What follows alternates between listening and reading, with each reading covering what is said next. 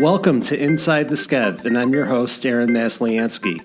Today we're sitting here with Alison Pure Slovin, who is the Midwest Director of the Simon Wiesenthal Center, which is an organization that works to combat hate and hate crimes. And they, been started many years ago. But today we're going to talk about what they do and, some things going on around the country, around the world that are happening. And Alison, thank you so much for being here. Thank you. Thank you for asking me to join you. It's a real pleasure to have you, an honor to have you. If you could start off by telling the audience a little bit about what does the Simon Wiesenthal Center do? Sure. The Simon Wiesenthal Center, which is an international Jewish human rights organization, was founded 40 years ago by our by Dean Rabbi Marvin Heyer, who is an educator in Los Angeles. He's actually the founder also of the Yeshiva University of Los Angeles, ULA.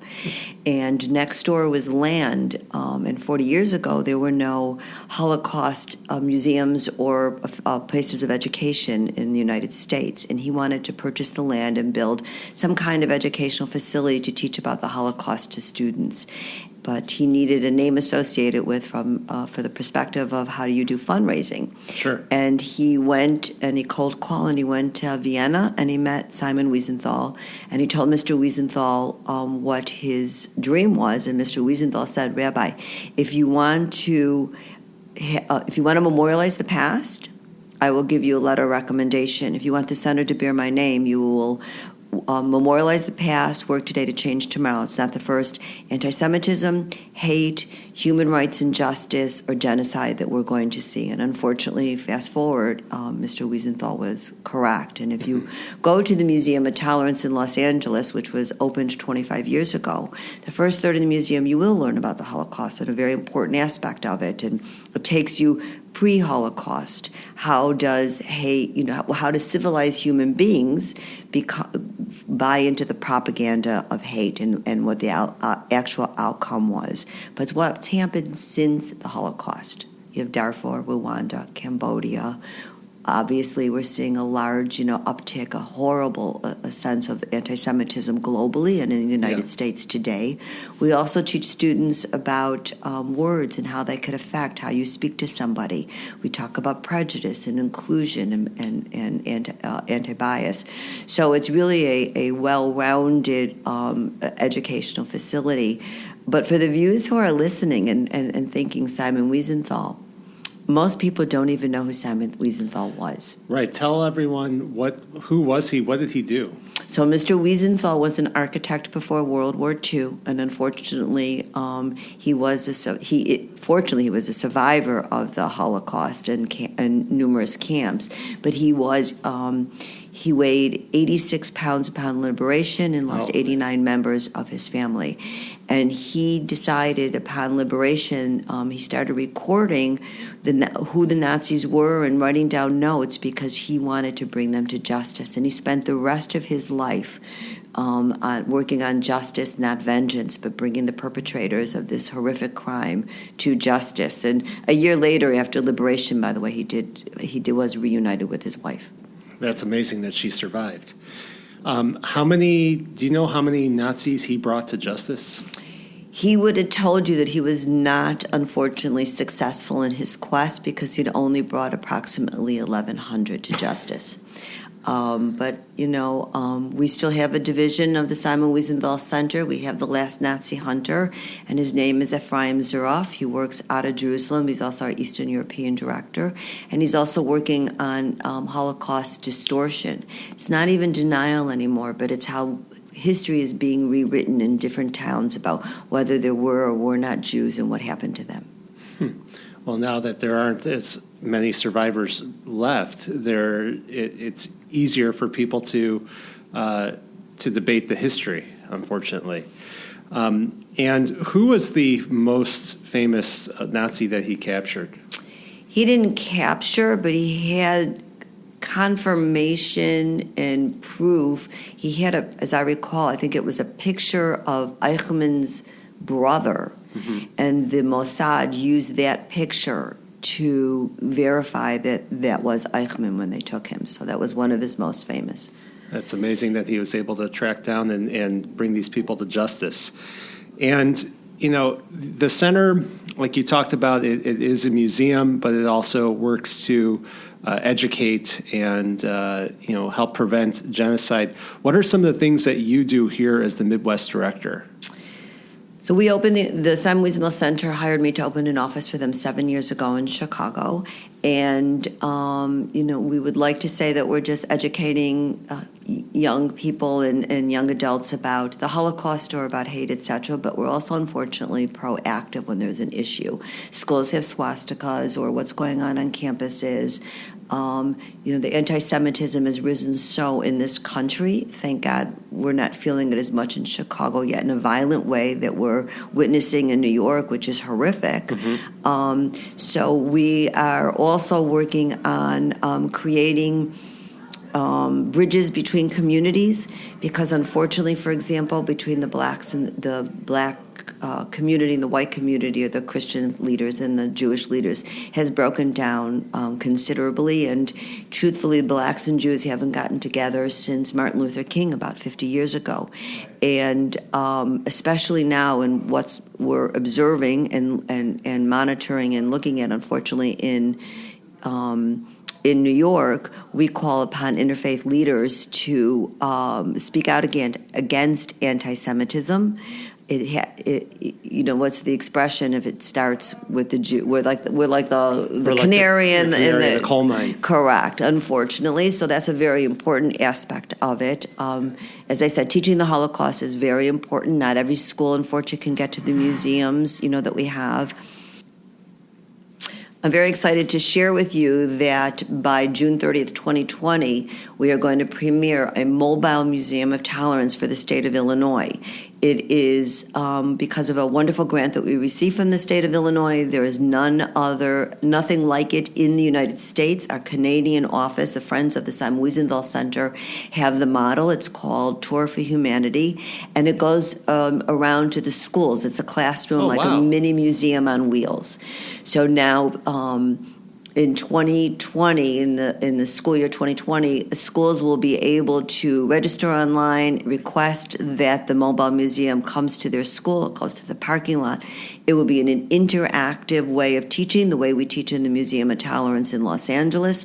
And you will learn about civil rights, you'll learn about anti-Semitism, you'll learn about the Holocaust, women's issues, immigration, all of the mandated educational components of Illinois will be taught within this bus, as I said, in an interactive environment. And are you planning for it to go all around the state? Yes, it is a State of Illinois Mobile Museum of Tolerance.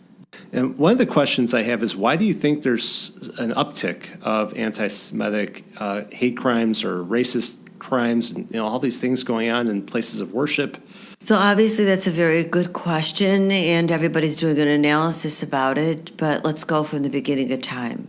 Anti-Semitism has existed well beyond our age, well beyond our century. Look at all the holidays that we quote-unquote celebrate. They tried to kill us. What's the expression? They tried to kill us. They didn't. Let's eat. Exactly. So anti-Semitism, unfortunately, is nothing new. However, the uptick, a lot of it has to do with social media. Yeah. Unfortunately, you can say whatever you want basically on social media. You can be anonymous. You could sit in a room by yourself and just keep feeding into that language and the way people, speak about each other on social media. So that's we would think is a lot of it. We need to shut down the hate on the internet. There's no question about that. So you'd agree people a lot are more with bolden. What Sacha Baron Cohen was saying about how they need to kind of monitor that a lot more. That's correct. We do agree with that. And the Simon Wiesenthal Center has an incredible relationship with the social media giants, Facebook, Twitter, etc. We grade them every year. We come out with a report rating what their response is. We do work with them if we find material that is offensive and shouldn't be on the internet. Not always do they agree with us. We also have a report that we send out every year. It's called Digital Hate and Terrorism. You can find it in the App Store. It's a free app.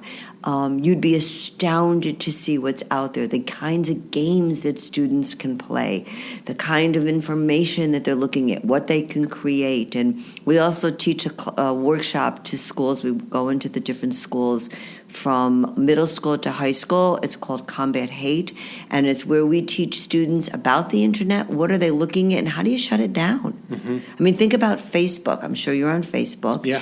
And so if there's something that you're reading, you can like, comment, share. How do you report it? Why isn't that button right there?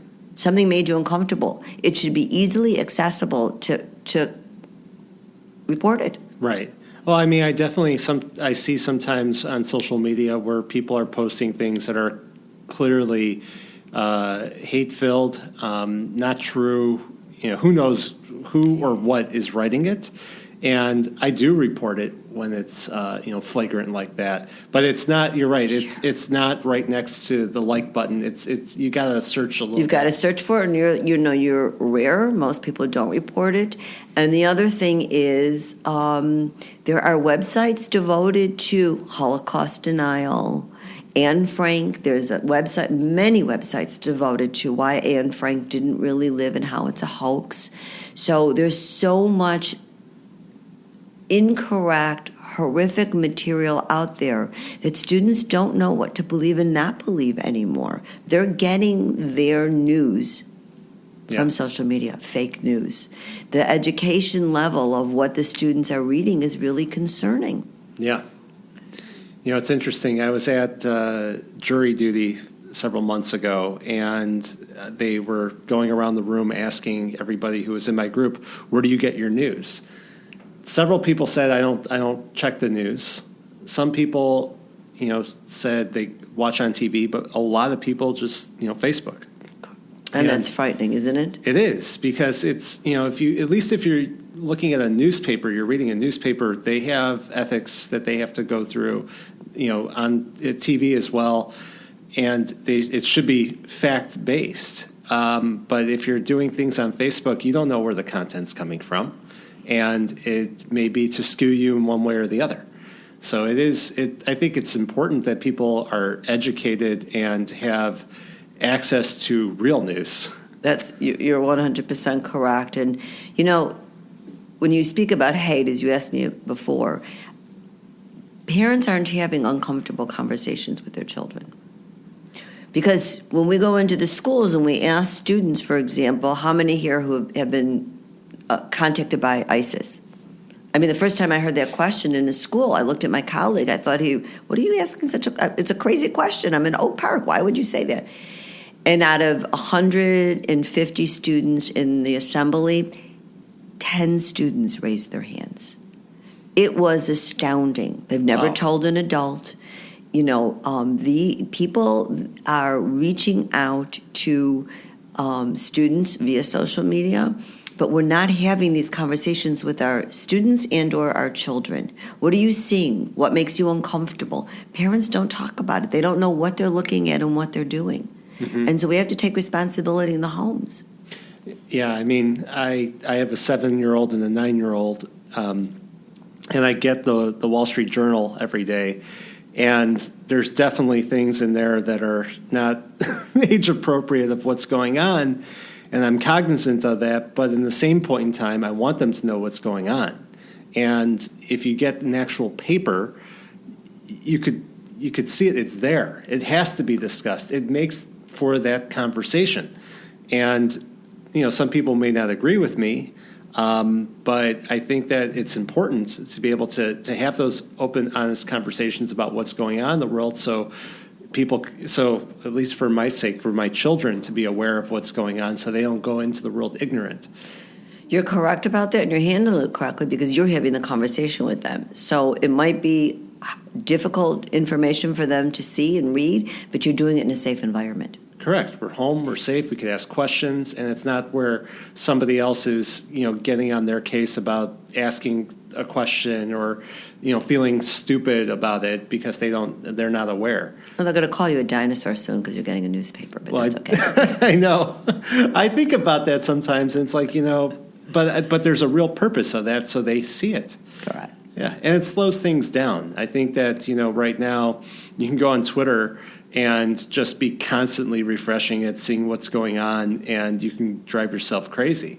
And I think that, like you said, social media kind of amplifies whatever message somebody wants to send. So, obviously it's a concern here within this community, within Skokie and Evanston, when you see these hate crimes going on, especially within the Jewish community, and people being attacked, celebrating Hanukkah, and somebody comes in and starts stabbing the people having not stabbing. Think about what they used with as a machete. Knife. That's right. That's hacking. Hacking.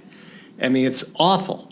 And of course, we need to stand together and fight back against this. But what are you doing, and what is the community doing to help push back on this and make people feel safe? So on the more global, in terms of the United States, the Simon Wiesenthal Center, Rabbi Marvin Hai and Rabbi Abraham Cooper have called upon President Trump to create a special task force from the FBI on anti-Semitism. That's the first step that we're demanding. It's a very important first step. And then in terms of what we're doing here in the Illinois area, we're working with some of our state representatives, for example, Sarah Feigenholtz. We're working with Senator Durbin to demand this task force for, as I said, the United States in terms of the FBI, but also to create a task force here in Illinois so that this doesn't continue or come to this state as we're witnessing it in New York. I mean, a sad statement I can tell you is we were speaking with the Christian black community that Muslims and Jews go to their places of worship, and we have armed guards. And the pastors looked at us and said, we go to church all the time. It never occurred to us that we need an armed guard. Mm-hmm. And it was a wake-up call for them in terms of how they should be supportive of us. And in January, on January 19th, which is the day before Martin Luther King Jr.'s birthday, they're asking the Christian black churches are going to speak out against anti-Semitism in their church. We're asking all churches to stand with us because it has to be understood that it can't happen for any community. Mm-hmm. Yeah, it can't be tolerated at all. That's correct. It cannot be tolerated at all anywhere. And, I think that schools have a problem right now as well. As I said earlier, there's a lot of swastikas, there's a lot of hate. I get called on by Jewish parents. My students in a high school, and there's only like 20 Jews, and every day they're picking on them and saying things like, Hitler should have finished you, go back to the gas chamber. We're also working with the state legislators of Illinois to see on the mandate. We have a mandate in Illinois about Holocaust education. However, is there a Holocaust curriculum? Is there anybody who's making sure that each school is fulfilling the mandate? And what does the mandate really mean? Do you have to stand up in a room and say, Anne Frank lived, she wrote a diary, and she was killed in the Holocaust? Is that the end have you completed your mandate? So there's good intentions by the state of Illinois, but we have to make sure that they're in place so that we can continue the education of our students. Yeah. Is there pushback on that, or do you think that's going to move forward? Oh, it's absolutely going to move forward. Every state rep or a legislator that we're working with is gung-ho, and they understand the importance of it. Yeah. And, it's great to get other communities involved to stand up to the hate. But I know that during Hanukkah, there was a lighting at Old Orchard Shopping Center. How many people showed up? Do you know? So there was a lighting, as you said, at Old Orchard Shopping Center. I was there. It was our community, meaning it was the Jewish community that attended, but it was done quickly and on Facebook, and I give Rabbi Ari Hart credit for pulling it together quickly. Yeah. I would say there was a few hundred people there. And I think that people felt really good about it because we stood up against hate. The next day, the Simon Wiesenthal Center with Rabbi Abraham Cooper, who's the Associate Dean and the Director of Global Actions for the Center, we did a press conference in our offices, and we had African-American community, faith leaders, state representatives, city council, with us. They stood with us, and there's going to be new resolutions that are going to come from City Council and the state in terms of how our reaction to hate and going forward. It's good that we have a plan in place to continue to work on this. What do you suggest, just if you're a regular person in the community, in the public, what can you do to help stand up against this? I think the most important thing that people have to do is if they witness something, don't be afraid to either report it quickly or scream out and defend the person. I think the thing that upsets me the most is that when Jews are being attacked in New York, if you watch the footage, people are recording it, but nobody's screaming or trying to stop it. Someone is being beaten up, and no one stops it. Now, maybe you're afraid to get in between, and I understand that, but if people would stand there and scream out to the person who's attacking, maybe they would stop. So I think being an upstander is the most important thing. I think the community has to come together, and I don't mean just the Jewish community, but the other communities around us, whether it's faith communities, people who are not of the Jewish faith need to say, we will not allow this for any people. And I think that we have to be more verbal about it and create more dialogue between us. I think that we need to reach out to our neighbors and to have more understanding between us. Stopping the hate is best way to stop hate is to reach out to people who make you uncomfortable and to create an understanding between you.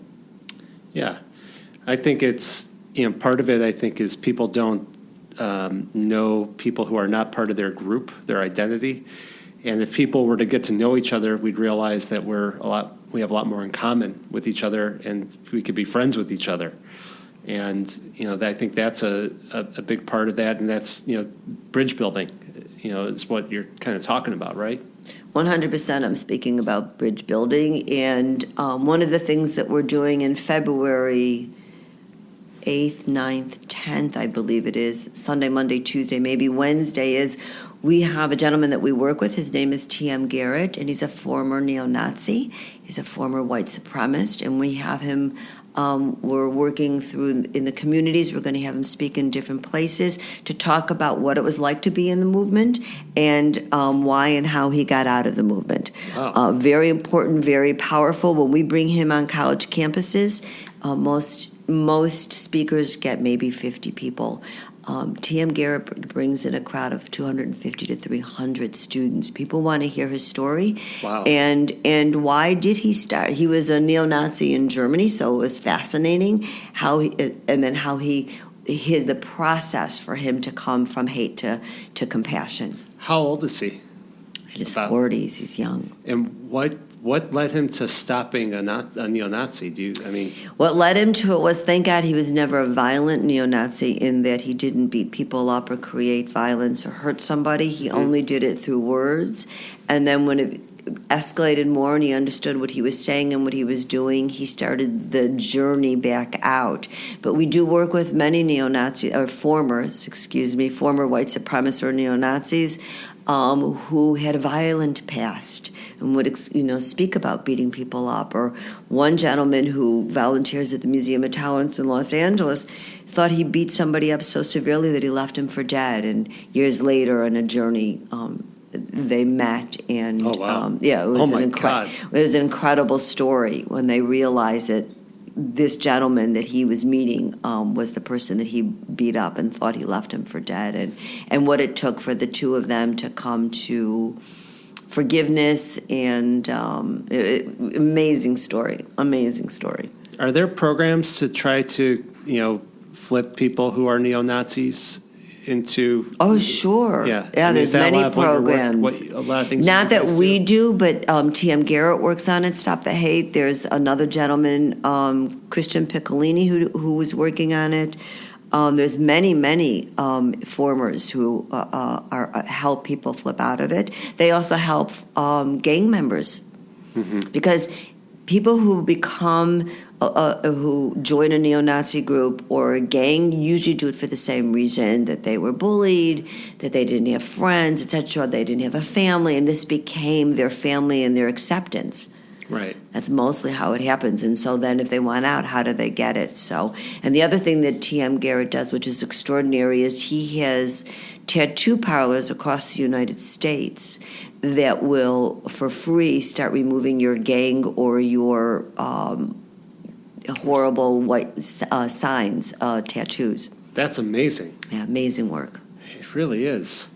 I think it's inspirational that people can change like that, and that they're working to help get other people to realize the folly in their ways, and maybe we can start to turn back the momentum of what's been going on. 100% agree. And the best way to turn back the momentum, as I said before, is stand up for that person. We need to tell our students, if someone's being picked on in school, you need to do something about it. Right. And if you're afraid to tell a teacher because then you'll be picked on or bullied, then you need to go tell the parents so that they can do it quietly and anonymously to protect the student who's turning them in. But that's the biggest problem, is the fear of you then will be bullied. If it's easier to join in the movement than to stand up against it. Yeah.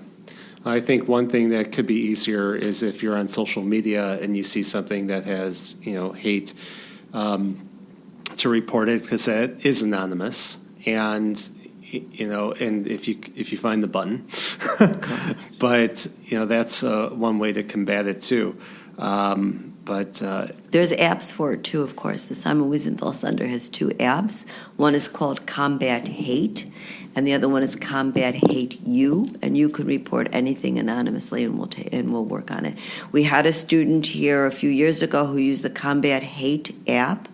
We had done a press conference with the Secretary of State. The students saw it on the air, reported to us that a child was being bullied, reported anonymously that a child was being bullied on the bus every single day, and gave us the child's name, the school, the bus, etc.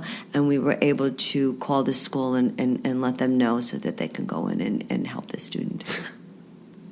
What a great idea. Yeah, there's an app for everything. Change someone's life. It changes someone's life. And as I say to students when I speak at schools, when you speak about changing lives or how words can hurt you, think of 3 letters in the alphabet, F-A-T.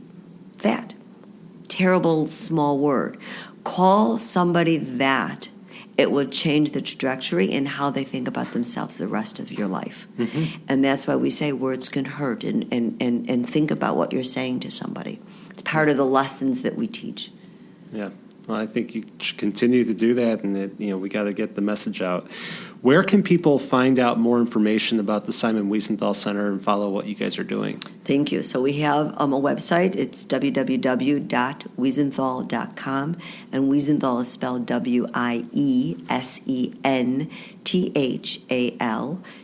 Wiesenthal.com, and if they're interested in learning more about what we do in the Midwest area, our Chicago office number and my number is 312-981-0105.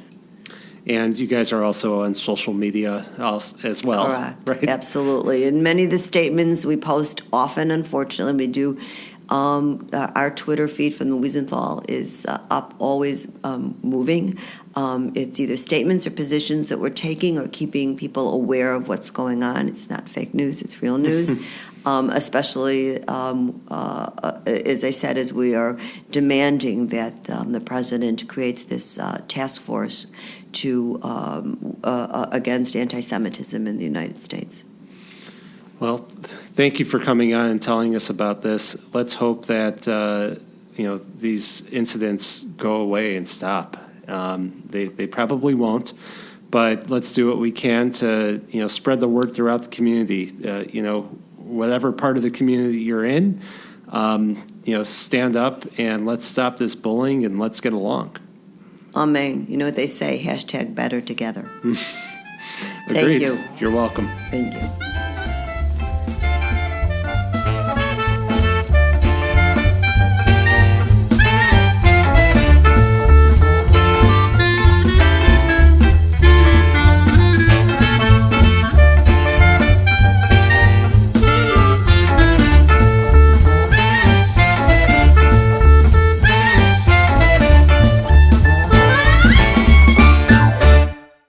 Thanks so much, everyone, for listening to this latest episode of Inside the Skev. Hope you enjoyed it. If you want to know more about the Skev and more about what I do as a real estate agent in the area, go to skevinson.com.